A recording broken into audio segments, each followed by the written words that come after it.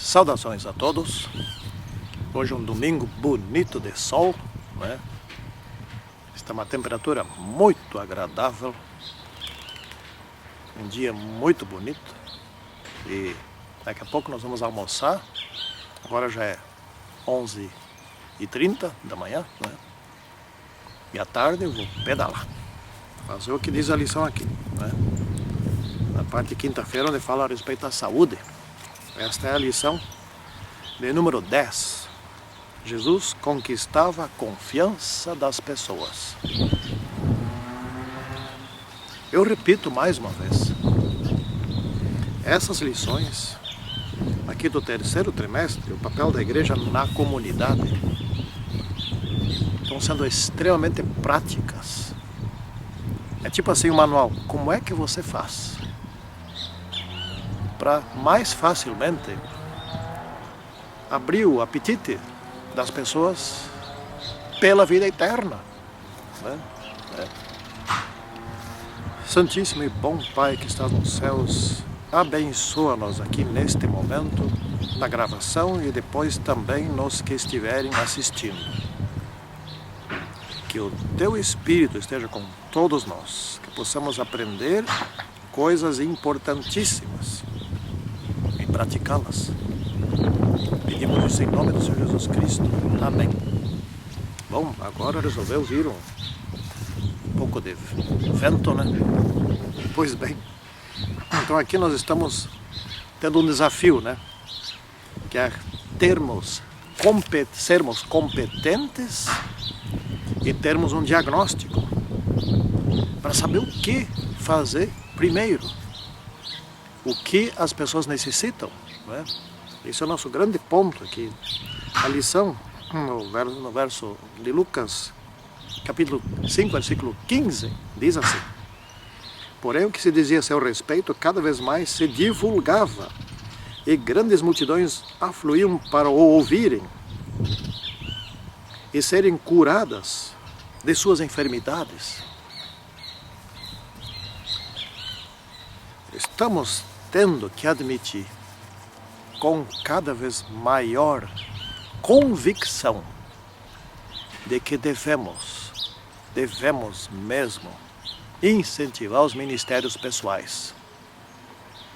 E aqueles projetos que vêm de cima, que vêm de departamentos ou de uniões, de associações ou de divisões, etc., sempre serão bem-vindos, serão importantes. Porém, esses precisam ser muito bem liderados ou se interromperão. Essa é uma questão importantíssima que nós não podemos deixar de lado. É a realidade. Comparando um ministério pessoal, por exemplo, meu ministério pessoal, posso ter mais de um. Esse eu dirijo, esse é meu interesse, eu gosto. E há pessoas que se associam comigo. Esse é o princípio também do pequeno grupo, não é? Agora, projetos, pequenos, médios ou grandes, mas que vêm da origem de outro, são bons. Mas para que funcione, para que não se interrompam, precisa ter uma forte, importante e envolvente liderança. Tudo que não pode fazer isso, não pode fazer quanto mais culta a igreja, é impor, é manipular as pessoas. Existe muito a manipulação, existe. Não vou entrar em detalhes. E ser autoritarista nesses projetos. Daí é que não funciona. Até que funciona precariamente em igrejas onde existem quase só operários. Mas nós temos que convir que também precisamos entrar, e a lição 12 vai falar sobre isso um pouquinho. Devia até falar mais sobre isso. Temos que também entrar em cidades grandes, em centros urbanos grandes, entre os ricos, entre os estudados, entre os cultos, entre os pesquisadores. Esses também têm que ser salvos. E aí tem que saber usar ministério pessoal. Ou então ter um projeto grande, grandioso, mas ser muito bem liderado. Envolvimento na liderança. Isso que eu estou aprendendo aqui dessas lições, né? Bom, vamos seguindo adiante aqui. Jesus conquistava confiança. Essa semana, a questão aqui que nós estamos estudando é a questão da confiança. E o problema é o seguinte: as pessoas têm hoje dificuldade de confiar. Especialmente quando a intenção é boa, não é? Porque quando a intenção não é boa, quem quer passar outro para trás se prepara, se qualifica. Por exemplo, se temos aqui o caso de um vigarista, não é? Que quer extrair dinheiro de outra pessoa, ele se prepara muito bem e ele passa uma impressão de confiança e o outro cai.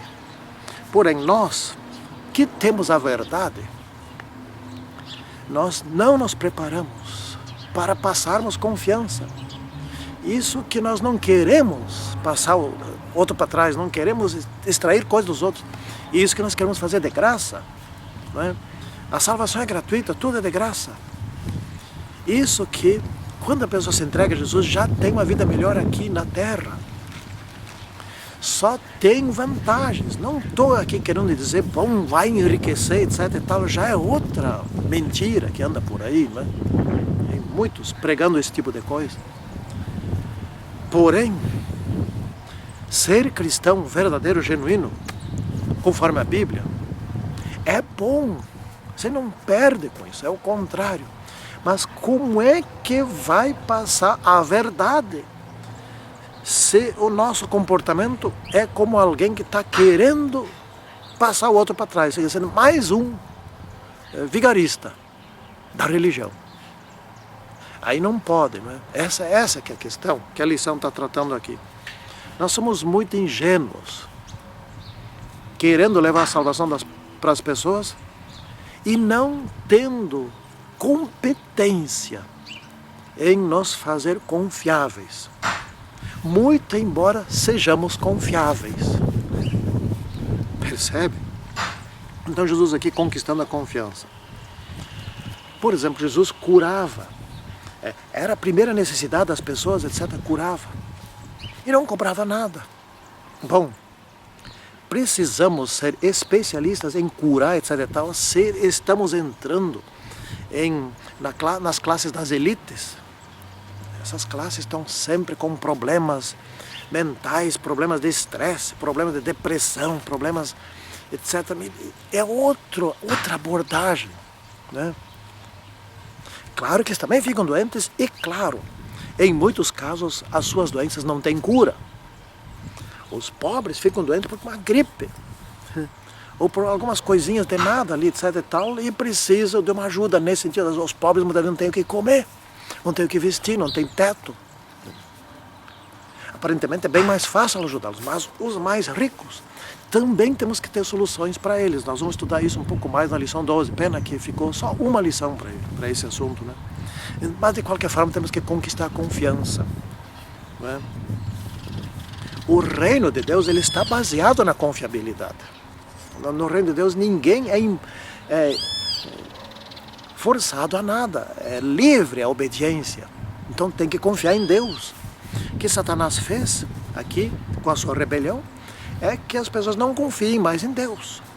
E isso pegou, não é?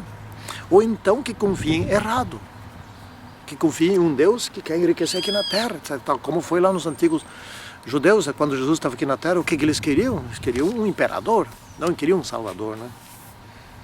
Então Jesus conquistava a confiança de que maneira? Bom, ele atendia às necessidades básicas das pessoas, dos ricos, dos pobres, dos meio ricos, meio pobres, de todos. Qual é o teu desejo primeiro?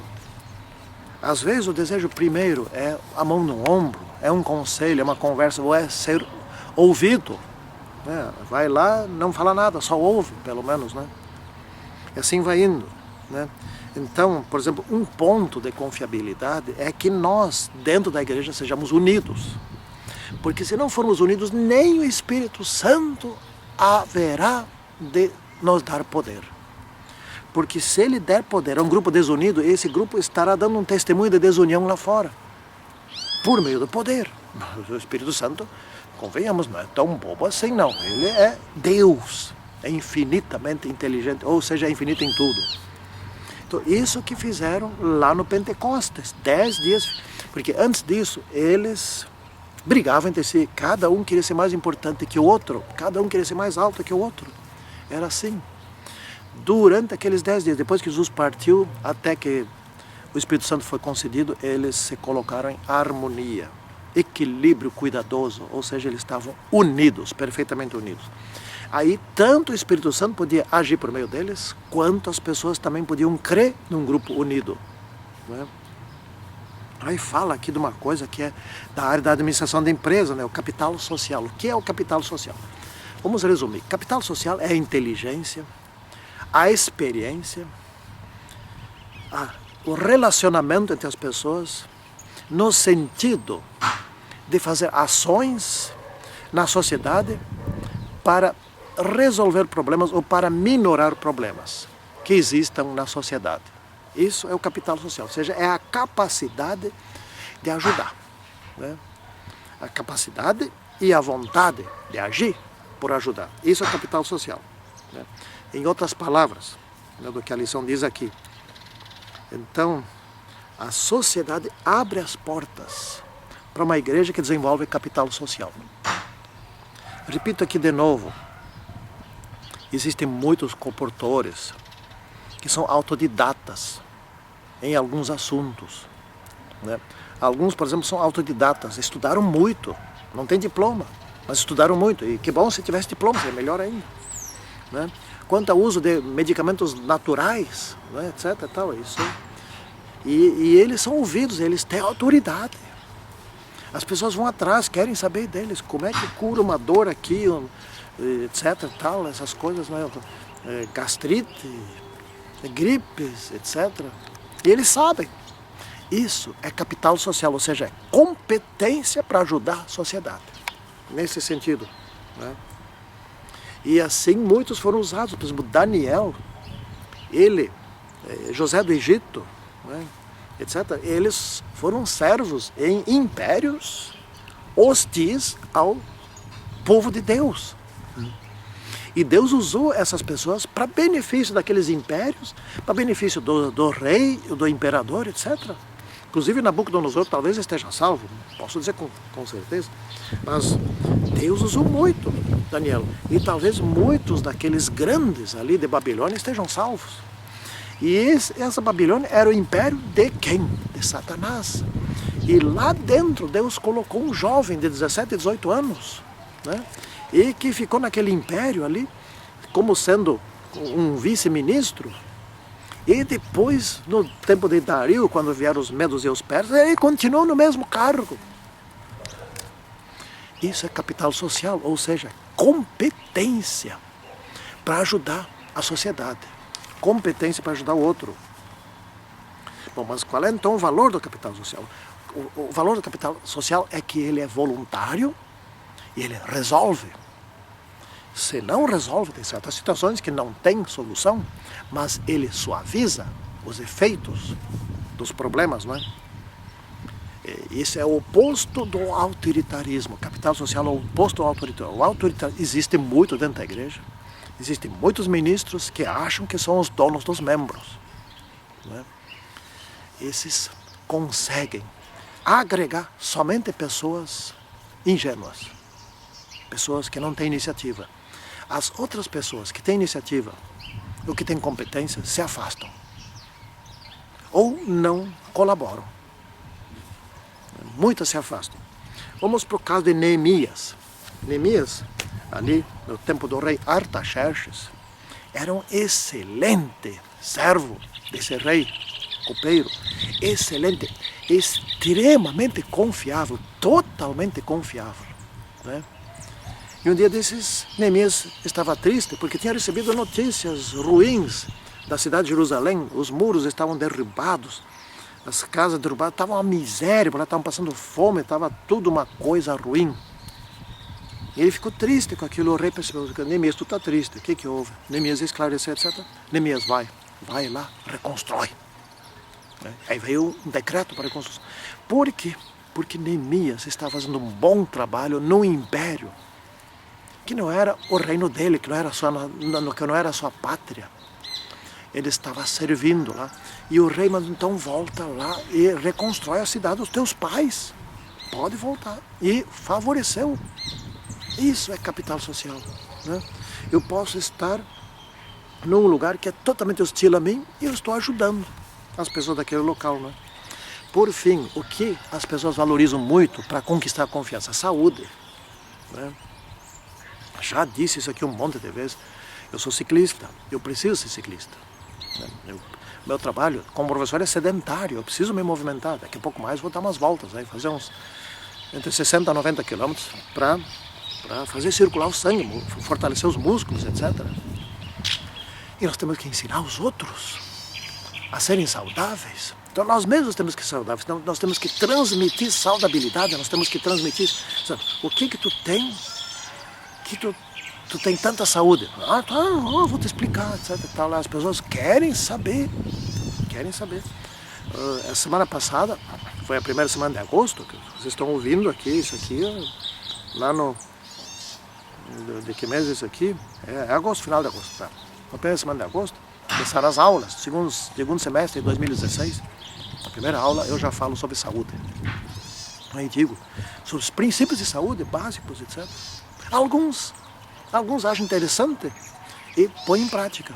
Alguns querem mais informações, etc. Mas nem todos se interessam. Não, tá bom. Mas, enfim, estou fazendo a minha parte lá.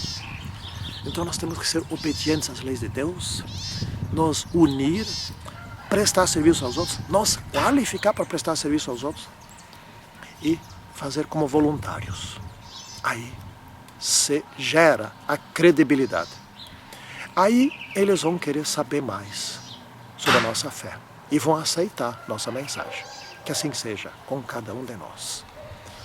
Santíssimo e poderoso Deus, esteja conosco para nos dar a inteligência e a sabedoria de como fazer como Jesus fez.